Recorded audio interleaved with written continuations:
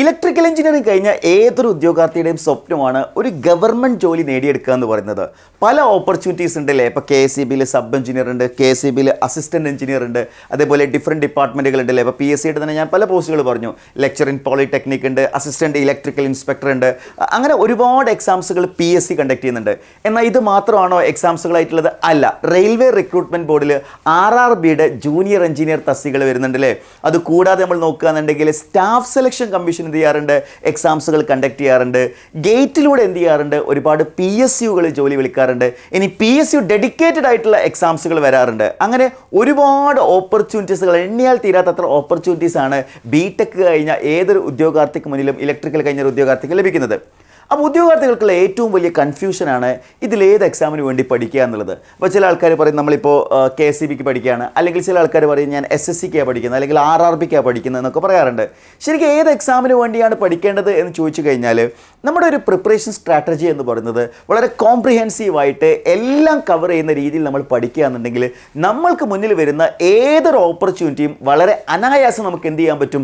Crack ചെയ്യാൻ പറ്റുമെന്നുള്ളതാണ്. അതായത് നിങ്ങൾ എന്നെ ശ്രദ്ധിച്ചിട്ടുണ്ടാവും, ഒരു എക്സാമിൽ നല്ല റാങ്ക് വാങ്ങിക്കുന്ന ആൾ തന്നെ മൾട്ടിപ്പിൾ എക്സാംസ് എന്ത് ചെയ്തിട്ടുണ്ടാവും? ക്ലിയർ ചെയ്തിട്ടുണ്ടാവും. അതിൻ്റെ കാരണം എന്താണ്? അദ്ദേഹത്തിൻ്റെ പ്രിപ്പറേഷൻ എന്ന് പറയുന്നത് അത് എല്ലാ അർത്ഥത്തിലും ഏത് ലെവലിലുള്ള എക്സാംസ് വന്നു കഴിഞ്ഞാലും അത് ക്രാക്ക് ചെയ്യാവുന്ന ആ ഒരു ലെവലിലേക്ക് ആൾ എത്തിയത് കൊണ്ട് തന്നെയാണ് ആ ഒരു പ്രിപ്പറേഷൻ സ്ട്രാറ്റജിയിലേക്ക് എത്തുന്നത്. അതേപോലെ തന്നെയാണ് കഴിഞ്ഞ കാലങ്ങളിൽ എൻട്രിയിൽ നമ്മൾ ഒരുപാട് ഉദ്യോഗാർത്ഥികൾ പലതരത്തിലുള്ള ബാച്ചുകൾ നിങ്ങൾ കണ്ടിട്ടുണ്ടാവും. എൻട്രിയിൽ ഏറ്റവും എഫക്റ്റീവായിട്ട് നമ്മൾ കണ്ടക്ട് ചെയ്യുന്ന ബാച്ചാണ് ഫൗണ്ടേഷൻ ബാച്ച് എന്ന് പറയുന്നത്. അപ്പോൾ ഫൗണ്ടേഷൻ ബാച്ച് എന്ന് പറയുന്നതിൻ്റെ ഫസ്റ്റ് ബാച്ചും സെക്കൻഡ് ബാച്ചും വളരെ സക്സസ്ഫുൾ ആയിട്ട് നമ്മൾ കംപ്ലീറ്റ് ചെയ്തു.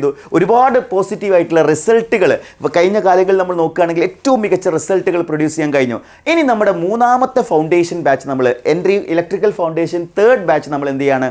ഒഫീഷ്യലി അനൗൺസ് ചെയ്യാണ്. ഒരുപാട് ഉദ്യോഗാർത്ഥികൾ ആവശ്യപ്പെട്ടുള്ള ഒരു ബാച്ചാണ് ഈ ഒരു ഫൗണ്ടേഷൻ ബാച്ച് എന്ന് പറയുന്നത്. അപ്പോൾ ഈ ഒരു ഫൗണ്ടേഷൻ ബാച്ചിൻ്റെ പ്രത്യേകത എന്ന് പറഞ്ഞാൽ നിങ്ങൾക്ക് ഇലക്ട്രിക്കലിലെ ഏതൊക്കെ എക്സാംസുകൾ കണ്ടക്ട് ചെയ്യുന്നുണ്ടോ ആ എക്സാംസുകളെല്ലാം ക്രാക്ക് ചെയ്യുന്നതിന് വേണ്ടി എൻട്രി തയ്യാറാക്കിയിട്ടുള്ള ഡെഡിക്കേറ്റഡ് ആയിട്ടുള്ള ഒരു സ്പെഷ്യൽ ബാച്ചാണ് ഇലക്ട്രിക്കൽ ഫൗണ്ടേഷൻ ബാച്ച് എന്ന് പറയുന്നത്. അപ്പോൾ ഈ ഒരു ഫൗണ്ടേഷൻ ബാച്ചിനെ കുറിച്ചാണ് നമ്മൾ ഡിസ്കസ് ചെയ്യാൻ പോകുന്നത്.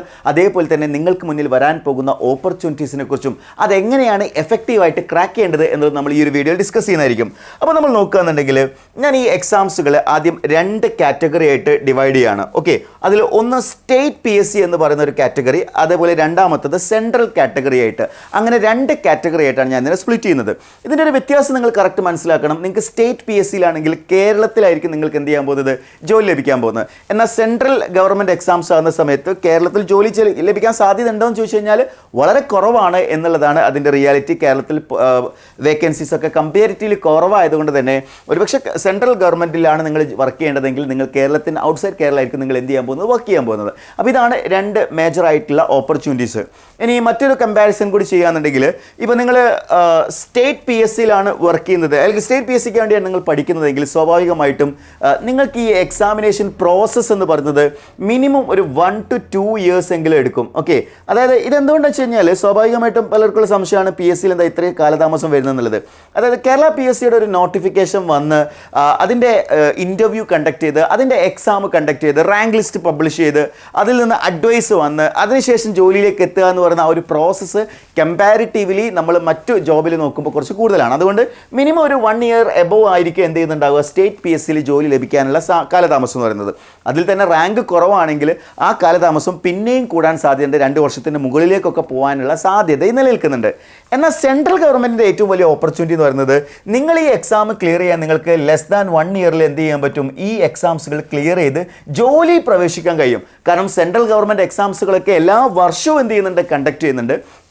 സോ അങ്ങനെ ഒരു അഡ്വാൻറ്റേജ് ഇവിടെ വരുന്നുണ്ട്. അപ്പോൾ ഞാനിതിൻ്റെ പോസിറ്റീവ് സൈഡും നെഗറ്റീവ് സൈഡാണ് പറഞ്ഞത്. ആദ്യം ഞാൻ പറഞ്ഞു കേരളത്തിലാണ് ഈ പോസ്റ്റുകൾ ലഭിക്കുന്നത്, ഇത് കേരളത്തിൻ്റെ പുറത്തുമാണ്. അപ്പോൾ പോസിറ്റീവ് അതായത് അഡ്വാൻറ്റേജ് വരുന്നത് ഇവിടെയാണ്. എന്നാൽ രണ്ടാമത്തെ കേസിൽ കാലതാമസം നമ്മൾ നോക്കുകയാണെങ്കിൽ ഇവിടെ ഒരു 1 to 2 years ആണെങ്കിൽ ഇവിടെ എന്താണ്? ലെസ് ദാൻ 1 year ആണ് അഡ്വാൻറ്റേജ് ഇവിടെ വരുന്നത്. സാലറി നോക്കുകയാണെങ്കിലും സെൻട്രൽ ഗവൺമെൻറ്റിലായിരിക്കും എന്ത് ചെയ്യുന്നുണ്ടാവുക? കൂടുതൽ സാലറി ലഭിക്കുന്നുണ്ടാവുക. അതിന് പോസ്റ്റിനനുസരിച്ച് വേരി ചെയ്യുന്നുണ്ടാവും. ഇനി നമുക്ക് അടുത്തൊരു ഘട്ടത്തിൽ നോക്കുകയാണെന്നുണ്ടെങ്കിൽ സ്റ്റേറ്റ് പി എസ് സിയിൽ ഞാൻ എക്സാംസുകൾ പ്രധാനമായിട്ടും 2 കാറ്റഗറി ആയിട്ട് സ്പ്ലിറ്റ് ചെയ്യാണ്. ഒന്നാമത് എഞ്ചിനീയറിംഗ് ലെവലിലുള്ള എക്സാംസുകളാണ്. ഓക്കെ, എഞ്ചിനീയറിംഗ് ലെവലിലുള്ള എക്സാംസ്. Okay, engineering level. രണ്ടാമതെന്ന് പറഞ്ഞു കഴിഞ്ഞാൽ ഡിപ്ലോമ ലെവലിലുള്ള എക്സാംസുകൾ. ഇങ്ങനെ 2 ലെവലിലായിട്ടായിരിക്കും എന്ത് ചെയ്യുന്നുണ്ടാവുക, എക്സാംസുകൾ ഉണ്ടാവുക. അപ്പോൾ ഇതിൽ എഞ്ചിനീയറിംഗ് ലെവലിൽ നമ്മൾ നോക്കുകയാണെങ്കിൽ ഏറ്റവും പ്രധാനപ്പെട്ട പോസ്റ്റ് എന്ന് പറയുന്നത് അസിസ്റ്റന്റ് എഞ്ചിനീയർ ആണ്. അത് പല ഡിപ്പാർട്ട്മെന്റിലുണ്ട്. ഇപ്പോൾ KSEBയിൽ മാത്രമല്ല അസിസ്റ്റന്റ് എഞ്ചിനീയർ ഉള്ളത്, കേരള വാട്ടർ അതോറിറ്റിയിലുണ്ട്, ഹാർബർ എഞ്ചിനീയറിംഗിലുണ്ട്. അങ്ങനെ പല ഡിപ്പാർട്ട്മെന്റിലും എന്ത് ചെയ്യുന്നുണ്ട്, അസിസ്റ്റന്റ് എഞ്ചിനീയർ വരുന്നുണ്ട്, യൂണിവേഴ്സിറ്റീസിൽ വരുന്നുണ്ട്. അതേപോലെ അസിസ്റ്റന്റ് ഇലക്ട്രിക്കൽ ഇൻസ്പെക്ടർ ഈ എക്സാം ഓൾറെഡി ഇപ്പോൾ കണ്ടക്ട് ചെയ്ത് കഴിഞ്ഞു. ഓൾറെഡി അതിൻ്റെ ഇനി റാങ്ക് ലിസ്റ്റ് ഒക്കെ വരാനിരിക്കുകയാണ്. അതേപോലെ lecture in polytechnic in future വരും നമ്മൾ പ്രതീക്ഷിക്കുന്ന ഒരു എക്സാമാണ് ലെക്ചർ ഇൻ പോളിടെക്നിക്. ഇതെല്ലാം എഞ്ചിനീയറിംഗ് ലെവലിലുള്ള എക്സാംസുകളാണ്. എന്നാൽ എക്സാംസുകൾ എഞ്ചിനീയറിംഗ് ലെവലിൽ മാത്രമല്ല ഡിപ്ലോമ ലെവലിലും കണ്ടക്ട് ചെയ്യാറുണ്ട്. ഇപ്പോൾ നമ്മൾ നോക്കുകയാണെങ്കിൽ ഏറ്റവും മേജർ ആയിട്ടുള്ള എക്സാമാണ് KSEBയുടെ സബ് എഞ്ചിനീയർ. അതേപോലെ തന്നെ ഓവർസിയർ എക്സാംസ് വരാൻ കിടക്കുന്നുണ്ട്, ഇൻസ്ട്രക്ടർ വരുന്നുണ്ട്. ഇലക്ട്രീഷ്യൻ നമ്മൾ നോക്കുകയാണെങ്കിൽ ഡിപ്ലോമ ലെവലല്ല ITI ലെവലിലുള്ള ഒരു പോസ്റ്റാണ്. ITI ലെവലിലുള്ള ഒരു പോസ്റ്റാണ് ഇലക്ട്രീഷ്യൻ എന്ന് പറയുന്നത്. അപ്പോൾ അങ്ങനെയാണ് നമ്മൾ സ്റ്റേറ്റ് ഗവൺമെൻറ് എക്സാംസിൻ്റെ 2 ലെവൽസ് നമ്മൾ പറയുന്നത്. ഇനി നമ്മൾ സെൻട്രൽ ഗവൺമെൻറ് എക്സാംസിൻ്റെ 2 ലെവൽസ് നമ്മൾ നോക്കുകയാണെന്നുണ്ടെങ്കിൽ ഒന്ന് RRB JE, RRB ALP, SSC JE, അത് കൂടാണ്ട് പബ്ലിക് സെക്ടർ അണ്ടർടേക്കിങ്സ് അഥവാ PSUകൾ നമുക്ക് വേണമെങ്കിൽ ഈ ഒരു കാറ്റഗറിയിൽ ഉൾപ്പെടുത്താം. ഈ ഒരു കാറ്റഗറിയുടെ പ്രത്യേകത ഒരു എഞ്ചിനീയറിംഗ് ലെവലിലുള്ള എക്സാംസ് ആയിരിക്കും ഇവിടെ എന്ത് ചെയ്യുന്നുണ്ടാവുക, കണ്ടക്ട് ചെയ്യുന്നുണ്ടാവുക. എന്നാൽ ഇതിനെക്കാട്ടിലും ഹയർ ആയിട്ടുള്ള ഒരു പോസ്റ്റിങ്ങിലേക്ക് നമുക്ക് നോക്കുകയാണെങ്കിൽ നിങ്ങൾ ഗേറ്റ് വഴി ഒരുപാട് അവസരങ്ങളുണ്ട്. Graduate aptitude test in engineering, അതേപോലെ ഇന്ത്യൻ എഞ്ചിനീയറിംഗ് സർവീസ്. ഈ 2 എക്സാംസിലൂടെയും ഏറ്റവും ഹയസ്റ്റ് സാലറി ഉള്ള ജോലിയിലേക്കാണ് എത്തുക. സ്വാഭാവികമായിട്ടും അതുകൊണ്ട് തന്നെ കോമ്പറ്റീഷനും വളരെ കൂടുതലായിരിക്കും. അപ്പോൾ നിങ്ങൾക്ക് തന്നെ ഒരു കൺഫ്യൂഷൻ ആയിട്ടുണ്ടാവും, ഇതിൽ ഏത് പോസ്റ്റിലേക്കായിരിക്കണം നമ്മൾ നോക്കേണ്ടത്, അല്ലെങ്കിൽ മൾട്ടിപ്പിൾ പോസ്റ്റിലേക്ക് നോക്കണം എന്നുള്ളത്. അപ്പോൾ അവിടെയാണ് നിങ്ങൾ മനസ്സിലാക്കേണ്ടത്, കോംപ്രിഹെൻസീവ് ആയിട്ടുള്ള ഒരു പ്രിപ്പറേഷൻ ആണെങ്കിൽ നിങ്ങൾക്ക് എന്ത് ചെയ്യാൻ പറ്റും, നിങ്ങൾക്ക് മൾട്ടിപ്പിൾ എക്സാംസുകൾ ക്രാക്ക് ചെയ്തുകൊണ്ട് നിങ്ങൾക്ക് എന്ത് ചെയ്യാം, നിങ്ങൾ ആഗ്രഹിച്ച് നിങ്ങൾക്ക് സെലക്ട് ചെയ്യാം ഏത് ജോലിയാണ് വേണ്ടത്. നമ്മുടെ മുന്നിൽ ഒരുപാട് ജോബ് ഓപ്പർച്യൂണിറ്റീസ് ലഭിക്കുകയാണെങ്കിൽ നിങ്ങൾക്ക് ഡിസൈഡ് ചെയ്യാം ഏത് പോസ്റ്റ് നമ്മൾ സെലക്ട് ചെയ്യണം എന്നുള്ളത്. അതൊക്കെ ഒരു ഗോൾഡൻ ചാൻസ് ആണ്. അതിലേക്ക് എത്താൻ വേണ്ടിയിട്ടാണ് നമ്മൾ എന്ത് ചെയ്തിട്ടുള്ളത്, ഫൗണ്ടേഷൻ ബാച്ച് നമ്മൾ ഇൻട്രൊഡ്യൂസ് ചെയ്യുന്നത്. അപ്പോൾ ഈ ഫൗണ്ടേഷൻ ബാച്ചിൽ നമ്മൾ നോക്കുകയാണെങ്കിൽ ഇതിൽ ഏതൊക്കെ കോഴ്സുകൾ നിങ്ങൾക്ക് ലഭിക്കും ചോദിച്ചു കഴിഞ്ഞാൽ ഇതിലെ എല്ലാ കോഴ്സുകളും നമ്മൾ എന്ത് ചെയ്യുന്നുണ്ട്, ഫൗണ്ടേഷൻ ബാച്ചിൽ നിങ്ങൾക്ക് ലഭിക്കുന്നുണ്ട് എന്നുള്ളതാണ് ഇതിൻ്റെ ഏറ്റവും വലിയ പ്രത്യേകത. അതായത് ഇലക്ട്രിക്കൽ ഫൗണ്ടേഷൻ ബാച്ചിൽ ഞാനിവിടെ മെൻഷൻ ചെയ്തിട്ടുള്ള എല്ലാ എക്സാംസുകളും നിങ്ങൾക്ക് എന്ത് ചെയ്യാണ്, ഒരൊറ്റ കോഴ്സിൻ്റെ അണ്ടർ ലഭിക്കുകയാണ്. അത് ഡിഫറെൻറ്റ് പ്ലേലിസ്റ്റുകളായിട്ട് എല്ലാം കൂടി മിക്സ് ചെയ്തിട്ടുള്ള ഒരു രീതിയിലല്ല. നിങ്ങൾക്ക് RRB ജൂനിയർ എഞ്ചിനീയർ ഉണ്ടാവും, സബ് എഞ്ചിനീയർ ഉണ്ടാവും, AE ഉണ്ടാവും, ഇലക്ട്രീഷ്യൻ എക്സാംസിൻ്റെ ഉണ്ടാവും. അങ്ങനെ എല്ലാം നിങ്ങൾക്ക് എന്ത് ചെയ്യുന്നുണ്ടാവും, ഈ ഒരു കോഴ്സിൻ്റെ അണ്ടറിൽ നിങ്ങൾക്ക് ലഭിക്കുന്നുണ്ടാവും, ഇലക്ട്രിക്കൽ ഫൗണ്ടേഷൻ എന്ന് പറയുന്ന ബാച്ചിൻ്റെ അണ്ടറിൽ. അപ്പോൾ നിങ്ങൾക്ക് തീരുമാനിക്കാം നിങ്ങൾക്ക് എവിടെ തൊട്ട് പഠിച്ചു തുടങ്ങണം, എങ്ങനെ ക്രാക്ക് ചെയ്യണം എന്നുള്ള കാര്യം. അത് കൃത്യമായിട്ടുള്ള മെൻറ്റർഷിപ്പോട് കൂടി ആയിരിക്കും നമ്മൾ എന്ത് ചെയ്യുന്നുണ്ടാവുക, ഫൗണ്ടേഷൻ ബാച്ചിൽ നിങ്ങൾക്ക് ക്ലാസ്സുകൾ ലഭിക്കുന്നുണ്ടാവുക. ഇനി ഞാൻ ഈ എക്സാംസുകളുടെ ലെവൽസിനൊന്ന് ക്ലാസിഫൈ ചെയ്തു. ഓൾറെഡി ഞാൻ പറഞ്ഞിട്ടുണ്ടായിരുന്നു. അപ്പോൾ എക്സാമിൻ്റെ ലെവൽസ് നമ്മൾ ക്ലാസിഫൈ ചെയ്യാന്നുണ്ടെങ്കിൽ ആദ്യം ഒരു ഫൗണ്ടേഷൻ ലെവലിലുള്ള ഒരു കേസ് ഉണ്ടാവും. അതായത് ഒന്നും അറിയാത്ത ആളുകളുണ്ടാവും. അതായത് ഇതുവരെ എക്സാംസുകൾക്കൊന്നും പ്രിപ്പറേഷൻ സ്റ്റാർട്ട് ചെയ്യാത്ത ഒരാളാണെങ്കിൽ അയാൾ ഫൗണ്ടേഷൻ ലെവലിൽ തന്നെയാണ് വരേണ്ടത് അല്ലേ. അയാളെ സംബന്ധിച്ചിടത്തോളം അയാൾക്ക് ബേസിക് ഇലക്ട്രിക്കൽ എഞ്ചിനീയറിംഗ് കാര്യം അല്ലെങ്കിൽ ഒരു ഇലക്ട്രീഷ്യൻ എക്സാം ലെവലിലേക്കെങ്കിലും ആൾക്ക് പഠിക്കാൻ കഴിയണം. അതാണ് ഏറ്റവും ബേസിക് ആയിട്ടുള്ളത്. ഇനി അതല്ല കുറച്ചുകൂടി ഒന്ന് പഠിച്ചിട്ടുള്ള ഒരാളാണ്, ഒരു ഇൻ്റർമീഡിയറ്റ് ലെവലിലുള്ള ആളാണെങ്കിൽ നിങ്ങൾക്ക് ഡിപ്ലോമ ലെവൽ എക്സാംസുകൾക്ക് വേണ്ടിയാണ് നിങ്ങൾ പഠിക്കേണ്ടത്. ഓക്കെ, നിങ്ങളുടെ പ്രിപ്പറേഷൻ എന്ന് പറയുന്നത് ആദ്യ ഘട്ടത്തിൽ തന്നെ ഏറ്റവും അഡ്വാൻസ് ലെവലിലേക്കല്ല നമ്മൾ പോകേണ്ടത്, ഘട്ടമായിട്ടായിരിക്കണം നമ്മൾ എന്ത് ചെയ്യേണ്ടത്, നമ്മുടെ ടോപ്പിക്കുകളെ അപ്ഗ്രേഡ് ചെയ്യേണ്ടത്. സോ ആദ്യം നമ്മൾ ഫൗണ്ടേഷൻ സെറ്റ് ആക്കുന്നു, അതിനുശേഷം ഇൻ്റർമീഡിയറ്റ് ലെവലിലുള്ള എക്സാംസുകൾ ടാർഗറ്റ് ചെയ്തുകൊണ്ട് നമ്മൾ പഠിക്കുന്നു. അതിനുശേഷം നമ്മൾ എന്ത് ചെയ്യാണ്, മീഡിയം ലെവലിൽ കുറച്ചുകൂടി SSC RRB പോലുള്ള എക്സാംസുകളുടെ ടോപ്പിക് കൂടി നമ്മൾ കവർ ചെയ്യുന്നു. ഇവിടെ അഡീഷണൽ ടോപ്പിക്കുകൾ നമുക്ക് പഠിക്കേണ്ടതായിട്ടുണ്ട്. അതിനുശേഷം അതിൻ്റെ ഒരു അപ്ഗ്രഡേഷനാണ്, അതിന് ഹയർ ലെവലാണ് നമ്മൾ അസിസ്റ്റന്റ് എഞ്ചിനീയർ അഥവാ AE ലെവൽ നമ്മൾ പഠിക്കുന്നത്. ഓക്കെ, അപ്പോൾ നമ്മൾ ഫൗണ്ടേഷനിൽ തുടങ്ങി ഇന്റർമീഡിയറ്റിലൂടെ മീഡിയം സെക്ഷനിൽ കഴിഞ്ഞിട്ടാണ് നമ്മൾ ഹയറിലേക്ക് എത്തുന്നത്. അതും കഴിഞ്ഞ് ഏറ്റവും അഡ്വാൻസ് സെക്ഷനാണ് ഗേറ്റ് IAS പോലുള്ള എക്സാംസുകൾ. അപ്പോൾ ഇവിടേക്ക് നമ്മൾ എത്തുക എന്ന് പറയുമ്പോൾ നമ്മൾ ഓൾറെഡി ഒരു ജോലിയിൽ എത്തിക്കൊണ്ടായിരിക്കും നമ്മൾ എന്ത് ചെയ്യുന്നുണ്ടാവുക, മറ്റു പോസ്റ്റുകൾ കൂടി നമ്മൾ എന്ത് ചെയ്യുക, ക്രാക്ക് ചെയ്തെടുക്കുന്നുണ്ടാവുക. സോ ഈ ലെവൽസ് ഓഫ് എക്സാംസ് കൃത്യമായിട്ട് ഐഡൻറ്റിഫൈ ചെയ്യുന്ന ഒരാൾക്ക് മാത്രമായിരിക്കും എന്ത് ചെയ്യാൻ പറ്റുക, മൾട്ടിപ്പിൾ എക്സാംസുകൾ ക്രാക്ക് ചെയ്യാൻ പറ്റുന്നുണ്ടാവുക. സോ ഈ ഒരു ജേർണി കൃത്യമായിട്ട് മനസ്സിലായിട്ടുണ്ടെന്ന് വിചാരിക്കുകയാണ്. അപ്പോൾ നിങ്ങളുടെ ഒരു കരിയർ സെറ്റ് ആക്കുക എന്ന് പറയുന്നത് നിങ്ങൾ ഓരോരുത്തരുടെ സ്വപ്നമാണ് അല്ലേ. കഴിഞ്ഞ ഒരു 3-4 വർഷം നമ്മൾ നോക്കുകയാണെന്നുണ്ടെങ്കിൽ എൻട്രിയുടെ ടെക്നിക്കൽ എക്സാംസിൽ ഇലക്ട്രിക്കലിൽ മാത്രം ഒട്ടനേകം റിസൾട്ടുകളാണ് നമ്മൾ പ്രൊഡ്യൂസ് ചെയ്തിട്ടുള്ളത്. ഇപ്പോൾ നമ്മൾ അസിസ്റ്റന്റ് പ്രൊഫസറിൻ്റെ റാങ്ക് ലിസ്റ്റ് നമ്മൾ നോക്കുകയാണെങ്കിൽ ടോപ്പ് 10ൽ 5 റാങ്ക് വന്നിട്ടുള്ളത് എൻട്രിയുടെ ഉദ്യോഗാർത്ഥികളാണ്. KSEB സബ് എഞ്ചിനീയർ നോക്കുകയാണെങ്കിൽ നോക്കുകയാണെങ്കിൽ 120-ലധികം ഗോൾഡ് ബാച്ച് ഉദ്യോഗാർത്ഥികൾ മാത്രം എന്ത് ചെയ്തിട്ടുണ്ട്, സബ് എഞ്ചിനീയേഴ്സ് ആയിട്ട് വർക്ക് ചെയ്യുന്നുണ്ട്. അങ്ങനെ റിസൾട്ടുകളുടെ ഒരു പെരുമായി തന്നെയായിരുന്നു കഴിഞ്ഞ കാലങ്ങൾ ഞങ്ങൾ ഉണ്ടായിട്ടുള്ളത്. അപ്പോൾ അതേപോലെ തന്നെ ഏറ്റവും മികച്ച റിസൾട്ടുകൾ ഇനിയും തുടരുന്നതിന് വേണ്ടിയിട്ട് തന്നെയാണ് നമ്മൾ എന്ത് ചെയ്തിട്ടുള്ളത്, ഇലക്ട്രിക്കൽ ഫൗണ്ടേഷൻ ബാച്ച് 3.0 സ്റ്റാർട്ട് ചെയ്യുന്നത്. അപ്പോൾ ഈ ഫൗണ്ടേഷൻ ബാച്ചിൽ നിങ്ങൾക്ക് എന്തൊക്കെ ഫീച്ചേഴ്സ് ലഭിക്കുന്നുണ്ട് നോക്കുകയാണെങ്കിൽ, ഒന്നാമത്തെ കാര്യം എന്ന് പറയുന്നത് നിങ്ങൾക്ക് അവിടെ ഒരു പേഴ്സണൽ മെൻറ്റർഷിപ്പ് ലഭിക്കുന്നു എന്നുള്ളതാണ്. അതായത് നിങ്ങൾ കൃത്യമായിട്ട് വീഡിയോ ക്ലാസ്സുകൾ കാണുന്നുണ്ടോ, നിങ്ങൾ ലൈവ് ക്ലാസ് അറ്റൻഡ് ചെയ്യുന്നില്ലേ, നിങ്ങൾ എക്സാംസിൽ നിങ്ങളുടെ മാർക്ക് കുറയുന്നുണ്ടോ, അങ്ങനെ തുടങ്ങി A to Z കാര്യങ്ങൾ നിങ്ങളുടെ എക്സാം പ്രിപ്പറേഷനെ ഏറ്റവും അധികം അപ്ഗ്രേഡ് ചെയ്യാൻ നിങ്ങളെ ഹെൽപ്പ് ചെയ്യുന്ന ഒരു ഫീച്ചർ ആയിരിക്കും പേഴ്സണൽ മെൻറ്റർഷിപ്പ് എന്ന് പറയുന്നത്. അപ്പോൾ ആ ഒരു പേഴ്സണൽ മെൻറ്റർഷിപ്പ് നിങ്ങൾക്ക് പ്രൊവൈഡ് ചെയ്യുന്നുണ്ട്.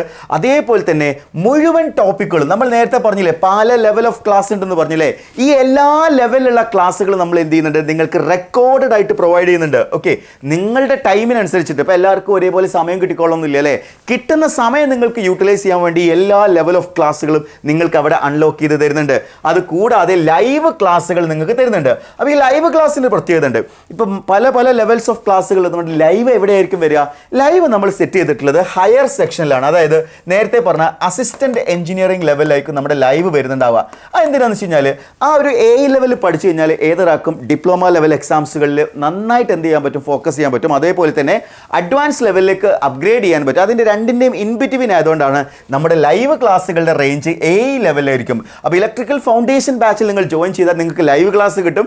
അത് ഒരു പക്ഷേ ഒരിക്കലും അതൊരു ഡിപ്ലോമ ലെവലിലോ അല്ലെങ്കിൽ ഗേറ്റ് ലെവലിലോ ആയിരിക്കില്ല, അത് ലെവലിൽ നിന്നുകൊണ്ടായിരിക്കും നിങ്ങൾക്ക് പ്രൊവൈഡ് ചെയ്ത് തരുന്നുണ്ടാവുക. അതുകൂടാതെ സ്റ്റഡി നോട്ട്സുകൾ, ഓരോ ക്ലാസ്സിനെയും ബേസ് ചെയ്തിട്ടുള്ള സ്റ്റഡി നോട്ട്സുകൾ നിങ്ങൾക്ക് പ്രൊവൈഡ് ചെയ്യുന്നുണ്ടാവും. അതേപോലെ ടെസ്റ്റ് സീരീസ്, ഒരു കോമ്പറ്റേറ്റീവ് എക്സാംസിലെ ഏറ്റവും വലിയ ഫാക്ടറാണ്, ഏറ്റവും മികച്ച ഫാക്ടറാണ് ടെസ്റ്റ് സീരീസ്. കാരണം നിങ്ങൾ എവിടെ എത്തി നിൽക്കുന്നു, നിങ്ങളുടെ പ്രിപ്പറേഷൻ എന്ന് പറയുന്നത് റൈറ്റ് ട്രാക്കിലാണോ, നിങ്ങൾക്ക് എത്രത്തോളം മാർക്ക് ലഭിക്കുന്നുണ്ട്, നിങ്ങളുടെ നെഗറ്റീവ് എത്രത്തോളം വരുന്നുണ്ട്, ഇതെല്ലാം കൃത്യമായിട്ട് അനലൈസ് ചെയ്യുന്നതിന് വേണ്ടി നമുക്ക് എന്ത് ചെയ്യേണ്ടത്, ഏറ്റവും മികച്ച ടെസ്റ്റ് സീരീസ് നിങ്ങൾക്ക് ഇവിടെ പ്രൊവൈഡ് ചെയ്യുന്നുണ്ട്. അതേപോലെ റിവിഷൻ ക്ലാസ്സുകൾ, സ്വാഭാവികമായിട്ട് നമ്മുടെ പ്രിപ്പറേഷൻ ടൈം എന്ന് പറയുന്നത് കുറച്ചധികം സമയം എടുക്കുന്നുണ്ട് അല്ലേ. ആ ഒരു സമയങ്ങളിൽ നിങ്ങൾ പഠിച്ച കാര്യങ്ങൾ മറന്നു പോകാനുള്ള സാധ്യതയുണ്ട്. സോ അത് കൃത്യമായിട്ട് തിരിച്ചറിഞ്ഞുകൊണ്ട് അതിനെ കോമ്പൻസേറ്റ് ചെയ്യുന്നതിന് വേണ്ടി നമ്മൾ എന്ത് ചെയ്യുന്നുണ്ടാവും, റിവിഷൻ ക്ലാസ്സുകൾ നിങ്ങൾക്ക് വേണ്ടി അറേഞ്ച് ചെയ്യുന്നുണ്ടാവും. അങ്ങനെ എല്ലാ ഫീച്ചേഴ്സും നിങ്ങൾക്ക് എന്ത് ചെയ്യാണ്, ഈ ഒരു എക്സാമിൻ്റെ പാർട്ടായിട്ട് നമ്മൾ പ്രൊവൈഡ് ചെയ്യുന്നുണ്ട്. എന്നിരുന്നാലും വീണ്ടും ഞാൻ ഒരിക്കൽ കൂടി പറയുകയാണ്, ഈ ഒരു എക്സാം നിങ്ങൾക്ക് ഇലക്ട്രിക്കൽ ഒരു ഗവൺമെൻറ് എക്സാം ക്ലിയർ ചെയ്യണമെന്നുണ്ടെങ്കിൽ അവിടെ വളരെ ഇമ്പോർട്ടൻ്റ് ആയിട്ടുള്ള ചില ഫാക്ടേഴ്സ് നിങ്ങൾ മനസ്സിലാക്കണം. അല്ലെങ്കിൽ പില്ലേഴ്സ് ഓഫ് ഗവൺമെൻറ് എക്സാംസാണ് ഞാൻ പറയാൻ പോകുന്നത്. ഞാൻ ഈ പറയാൻ പോകുന്ന 4 കാര്യങ്ങൾ നിങ്ങൾ കൃത്യമായിട്ട് ഒബേ ചെയ്യുകയാണെങ്കിൽ, ആ ഒരു തമ്പ് റൂൾ നിങ്ങൾ സെറ്റ് ചെയ്യുകയാണെങ്കിൽ നിങ്ങളുടെ ലൈഫ് സെറ്റിൽ ചെയ്യുന്ന 100% എനിക്ക് ഉറപ്പിച്ച് പറയാൻ പറ്റും. കാരണം ഞാൻ എൻ്റെ ലൈഫിൽ അപ്ലൈ ചെയ്തിട്ടുള്ള അല്ലെങ്കിൽ ഞാൻ മനസ്സിലാക്കിയിട്ടുള്ള കാര്യങ്ങളാണ് ഈ ഒരു 4 പോയിന്റ്സുകൾ. അതിൽ ഒന്നാമത്തെ കാര്യം എന്ന് പറയുന്നത് മൈൻഡ് സെറ്റ് തന്നെയാണ്. അതായത് നമ്മുടെ മൈൻഡ് സെറ്റ് എന്ന് പറയുന്നത് ഈ എക്സാം പ്രിപ്പറേഷനിൽ വലിയൊരു ഫാക്ടറാണ്. എന്തുകൊണ്ടെന്ന് വെച്ച് കഴിഞ്ഞാൽ നമ്മളൊരു ഒരു ഹാഫ് മൈൻഡിലോ അല്ലെങ്കിൽ നമ്മളൊരു ഒരു ഡിസ്ട്രാക്റ്റഡ് ആയിട്ടുള്ള രീതിയിലോ ആണ് നമ്മുടെ പ്രിപ്പറേഷൻ എങ്കിൽ ഒരിക്കലും നിങ്ങൾ ഈ എക്സാം ക്രാക്ക് ചെയ്യാൻ പോകുന്നില്ല. അതായത് നിങ്ങളുടെ മൈൻഡ് സെറ്റ് ആദ്യമേ നിങ്ങൾ എന്ത് ചെയ്യണം, ക്ലിയർ കട്ടായിട്ട് നിങ്ങളുടെ മൈൻഡിൽ ഉണ്ടാവണം. എന്താ വേണ്ടത്, നമ്മളെ സംബന്ധിച്ചിടത്തോളം ഒരു ഗവൺമെൻറ് എക്സാം ക്ലിയർ ചെയ്യുക എന്നുള്ളതാണ്. അല്ലാതെ ഒരു പ്രൈവറ്റ് സെക്ടർ ജോലി എടുത്തിട്ട് വിദേശ രാജ്യത്ത് പോവുക അല്ലെങ്കിൽ ഒരു അണ്ടർ പെയ്ഡ് ആയിട്ടുള്ള ജോബിൽ ജോലി ചെയ്യുക എന്നുള്ളതല്ല. നമ്മുടെ മൈൻഡ് സെറ്റ് നമുക്ക് പറയുകയാണ്, നമുക്കൊരു ഗവൺമെൻറ് സെക്ടറിൽ സ്റ്റേബിൾ ആൻഡ് സെക്യൂർഡ് ആയിട്ടുള്ള ഒരു ജോലി വേണമെന്നുള്ള ആ മൈൻഡ് സെറ്റാണ് ആദ്യം വേണ്ടത്. കാരണം അതില്ലെങ്കിൽ ഞാൻ ഈ പറഞ്ഞ രണ്ടാമത്തെ ഫാക്ടർ നിങ്ങൾക്ക് ഉണ്ടാവില്ല. എന്താണ്, കോൺഫിഡൻസ് ആണ്.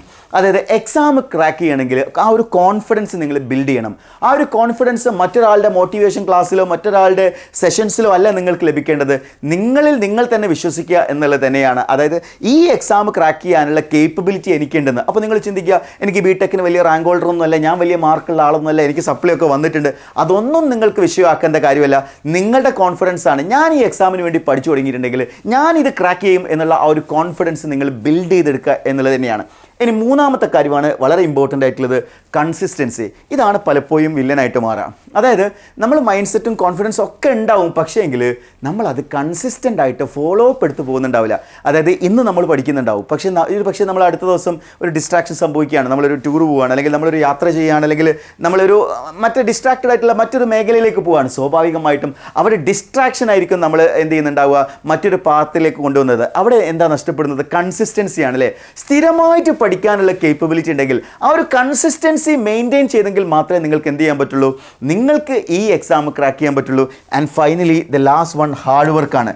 അതായത് ഒരാൾക്കും എന്ത് ചെയ്തിട്ടില്ല, ഈസി ആയിട്ട് ഒരു ഗവൺമെൻറ് എക്സാം ക്ലിയർ ചെയ്യാൻ കഴിഞ്ഞിട്ടില്ല. അതെന്തുകൊണ്ടാണ്, ആ ഓരോരുത്തരും അവർ ചെയ്യുന്ന എഫേർട്ടാണ് വലിയ റിസൾട്ടായിട്ട് മാറാറുള്ളത്. അതായത് നിങ്ങൾ ഏതൊരു എന്താ പറയുക പ്ലാറ്റ്ഫോം എടുത്തോളൂ, എൻട്രി ആപ്പ് എന്നല്ല, നിങ്ങൾ ഏതൊരു പ്ലാറ്റ്ഫോം എടുക്കുകയാണെങ്കിലും ആ പ്ലാറ്റ്ഫോമിൽ ജോയിൻ ചെയ്യുന്ന എല്ലാ ആളുകൾക്കും എല്ലാ ആളുകൾക്കും ജോലി ലഭിക്കുന്നുണ്ടോ? ഇല്ല. എന്താ കാരണം? അവരിൽ വ്യത്യസ്തമാക്കുന്ന പ്രധാനപ്പെട്ട കാരണങ്ങളിൽ ഒന്നാണ് ഈ ഹാർഡ് വർക്ക് എന്ന് പറയുന്നത്. ഹാർഡ് വർക്ക് ചെയ്യുന്ന ഡെഡിക്കേറ്റഡ് ആയിട്ട് പ്രിപ്പയർ ചെയ്യുന്ന ഉദ്യോഗാർത്ഥികൾക്ക് മാത്രമായിരിക്കും എന്ത് ചെയ്യുന്നുണ്ടാവുക, ജോലി ലഭിക്കുന്നുണ്ടാവുക. സോ അത്തരത്തിലൊരാളായി നിങ്ങൾ മാറുന്നുണ്ടെങ്കിൽ ഞാൻ ഈ പറഞ്ഞ 4 ഫാക്ടേഴ്സും കൃത്യമായിട്ട് തിരിച്ചറിഞ്ഞ് അതിന് വേണ്ടിയിട്ടുള്ള എഫേർട്ടാണ് നിങ്ങൾ ഓരോരുത്തരുടെ ഭാഗത്തുനിന്നും വരേണ്ടത്. സോ ഇത് മനസ്സിലാക്കിക്കൊണ്ട് നിങ്ങൾ തയ്യാറായിട്ട് നിൽക്കുക എന്നുണ്ടെങ്കിൽ എൻട്രി നിങ്ങൾക്കായിട്ട് തയ്യാറാക്കിയിട്ടുള്ള ബാച്ചാണ് എൻട്രിയുടെ ഇലക്ട്രിക്കൽ ഫൗണ്ടേഷൻ 3.0 എന്ന് പറയുന്ന ബാച്ച്. അപ്പോൾ ഈ ഒരു ബാച്ചിൽ നമുക്ക് ഡ്യുവൽ മെൻറ്റർഷിപ്പ് വരുന്നുണ്ട്. അപ്പോൾ ഓൾറെഡി ഞാൻ പറഞ്ഞു നിങ്ങളെ കൃത്യമായിട്ട് ഗൈഡ് ചെയ്യുന്നതിന് വേണ്ടിയിട്ടുള്ള മെൻറ്റേഴ്സ് ഉണ്ട്. അത് കൂടാണ്ട് ഞാനും എന്ത് ചെയ്യുന്നുണ്ടാവും, ഇതിൽ പേഴ്സണൽ മെൻറ്റർഷിപ്പ് നിങ്ങൾക്ക് പ്രൊവൈഡ് ചെയ്യുന്നുണ്ടാവും ഈ ഒരു ഫൗണ്ടേഷൻ ബാച്ചിൽ. അതേപോലെ തന്നെ കൃത്യമായിട്ടുള്ള മോണിറ്ററിങ് മോട്ടിവേഷൻ സെഷൻസും ഉണ്ടാവും. അതേപോലെ വാട്സാപ്പ് ഗ്രൂപ്പ് ഉണ്ടാവും നിങ്ങൾക്ക് to get in touch with subject expert. അപ്പോൾ ഇതിലൊരു ഡെഡിക്കേറ്റഡ് ആയിട്ടുള്ള ഒരു വാട്സാപ്പ് ഗ്രൂപ്പ് ഉണ്ടാവും നിങ്ങളുടെ ഡൗട്ട്സിലൊക്കെ ക്ലിയർ ചെയ്യുന്നതിന് വേണ്ടിയിട്ട്. വീക്ക്ലി അസസ്മെൻറ്റ്, സ്പെഷ്യൽ എക്സാംസുകൾ ഉണ്ടാവും. ബേസ്ഡ് ലൈവ് ക്ലാസ് ഞാൻ ഓൾറെഡി പറഞ്ഞു 3 ലൈവ്സ് പെർ വീക്ക് ആയിരിക്കും ഉണ്ടാവുക. Recorded video class based on new exam pattern, ഏറ്റവും ലേറ്റസ്റ്റ് പാറ്റേണിലുള്ള എക്സാം ബേസ്ഡ് ആയിട്ടുള്ള ക്ലാസ് ആയിരിക്കും ലഭിക്കുന്നുണ്ടാവുക. അതേപോലെ free access to all electrical exam normal courses, അതേപോലെ PDF നോട്ട്സ്, അതേപോലെ 1 ഇയർ എക്സ്ട്രാ വാലിഡിറ്റി. ടോട്ടൽ നിങ്ങൾക്ക് ഇവിടെ 2 ഇയേഴ്സിൻ്റെ വാലിഡിറ്റിയാണ് എന്ത് ചെയ്യുന്നത്, ഈ ഒരു കോഴ്സിൽ ജോയിൻ ചെയ്യുമ്പോൾ നിങ്ങൾക്ക് ലഭിക്കുന്നത്.